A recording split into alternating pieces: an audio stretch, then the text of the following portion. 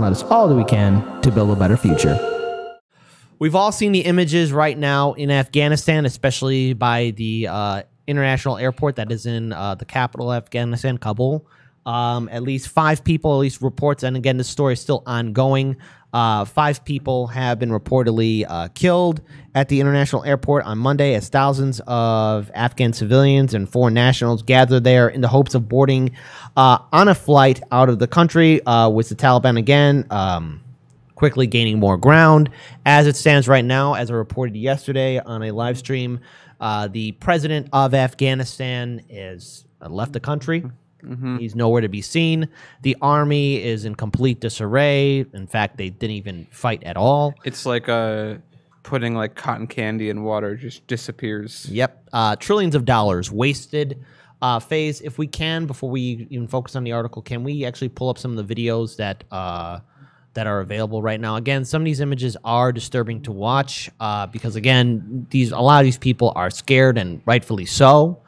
Also, incredibly, if you saw old footage, or maybe when you saw it live, footage from Vietnam as the U.S. was pulling out, yeah, it's the same footage. Yeah, it's history. As to quote you, Dan, you know, history doesn't repeat itself, but it sure does rhyme. Yeah. And so let's play this video right here. Again, it's there's a lot of people that are scared right now.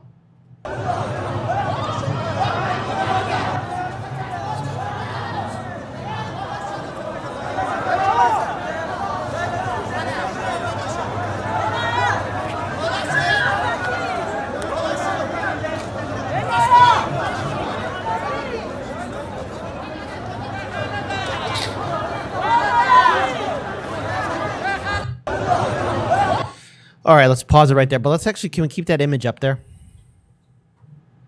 All right, so look, I'm just going to say this right here now. We never should have gone into Afghanistan in the first place. It didn't matter who was president, whether it was Democrat or Republican. It didn't matter if it was Bush, Obama, Trump, Biden, no matter which president. Of course, it's happening under Biden, but let's say either was the same scenario was happening under Obama or Trump or even Bush. This scenario would happen. This scenario was going to happen. This was inevitable. 20 years of occupying a country, and this is the end result of it. Chaos, madness, and stupidity.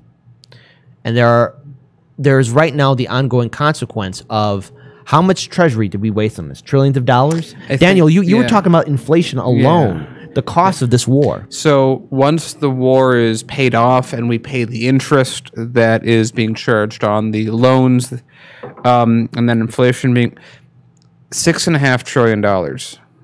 Right. All said and done. Plus, of course, not even including all the bodies on both sides. Yes. And again, and I think we should pull up this next video too, but so I'll have Faze pull up that video of the other video that's right there. Oh, and by the way, you know what, right when this was happening, China reached out like, hey, you don't have any infrastructure anymore. Can't figure why that is. You want to join Belt and Road? Yeah. And the thing is, look, the Taliban is once again in power. They're going to be negotiating terms of the new deals that they'll probably be making with China and the United States, respectively. I want, you know who? Yes, like you know who? The only person that really won anything out of Afghanistan, China. Yeah, China won a lot out of Afghanistan. And the thing is, we didn't have to be there, but yet, what I'm finding interesting is that people are saying that we still need to be there. I know right now there's been a lot of talk from a lot of these corporate media pundits. Surprisingly, don't go. Marianne Williamson too. And I understand what she was trying to say, but no matter what, even if we were there for 1 more year, 5 more years, 10 more years, 20 more years, this was going to happen. It's like trying to stop water from flooding into your house. You know that the power of the flood is just going to happen. And even if you're going to be doing some sort of cartoon logic by holding the door and making sure the water doesn't get in, the water's going to seep in. It's going to happen. And let's actually pull up this video right here. Again, this is our Vietnam right now. And it always was 20 years. Second Vietnam. Yeah. Well, I don't know. Well, how many years? Well, with Iraq, with Libya, well, no, but this Syria. specific kind of, we didn't have this kind of an exit with Iraq. Maybe not yet. I don't know. But just America going, okay, YOLO, we're out. Yeah. So let's go ahead and play this video.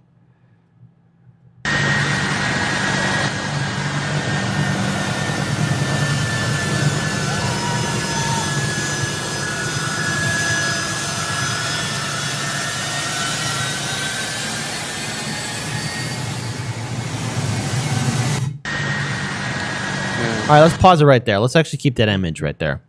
Look, there's a lot of people that are scared, and the United States contributed to this madness. We put them in that position. We had Democratic and Republican lawmakers for 20 years in the United States Senate and House that continued funding for this war. Democratic and Republican lawmakers. We had Democratic and Republican presidents continue this war. Bush Jr., Obama, Trump, Biden. Now this war is ending. But the thing is, what's bothering me, what's annoying me right now, and I talked about this on yesterday's live stream, trillions of dollars were wasted. Those trillions of dollars could have been used for, I don't know, Medicare for all, ending medical debt, ending student debt, making affordable college, investing properly into our infrastructure. I mean, going beyond just 10 trillion. These, again, trillions of dollars were wasted. Doing something about climate change. I'm just going to throw something in that you and I like. Investing into a space program, like, giving NASA a real budget. I don't know, maybe doing Federal Jobs Guarantee Acts. Maybe doing a universal basic income program. Paying for 60 years of college tuition. Yeah. And dealing with the current debt load. So again, when we hear these corporate media pundits talking about, we got to stay in there for the women and children in Afghanistan, I understand this crisis, but the United States government under previous administrations caused this crisis in the first place. We never should have gone into Afghanistan at all. We never should have went in there. Afghanistan is the graveyard of empires.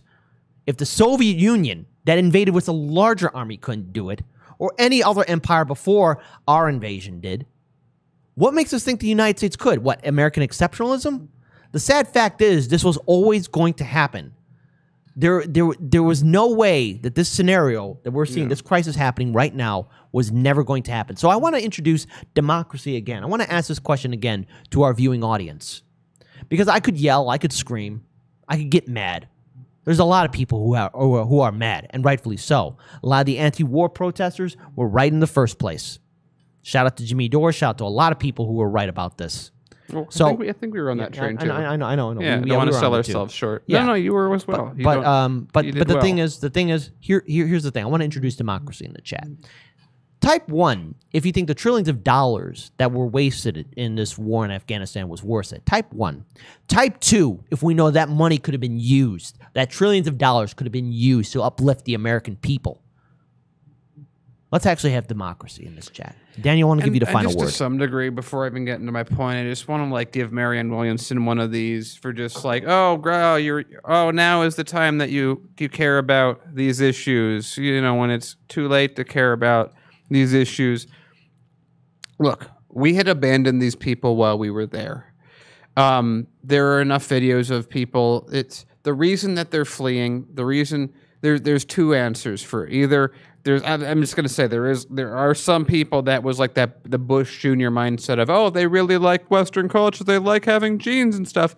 Those people exist, but the mass majority these are the cooks, the janitors, the guards, the couriers that worked with the U.S., who were promised that they could be moved because of the situation the U.S. put them in when they left. And if there's one thing, I'm actually sort of happy at the speed at which this is happening, because the U.S. just needs to get out of there and not think about turning back. And I know that they've put in some troops, but that does seem to really just be to guard the airfield, at least for now. I mean, we'll see. But we should have we have systems for everything. We know exactly who to bomb and when, and we have a bomb that'll be ready for the moment that they need to be bombed. But we don't have things in place already and pre-checks for people that are refugees that we've created. Yeah. And we could have helped do a lot more. And it's like everyone's like, we can't look at they have to go through these paperwork before we leave. Just bring them to some third place where they can't leave that's in a safe location. For me right now, I feel really bad for the people that are going to be left behind and killed because the U.S. couldn't get it together.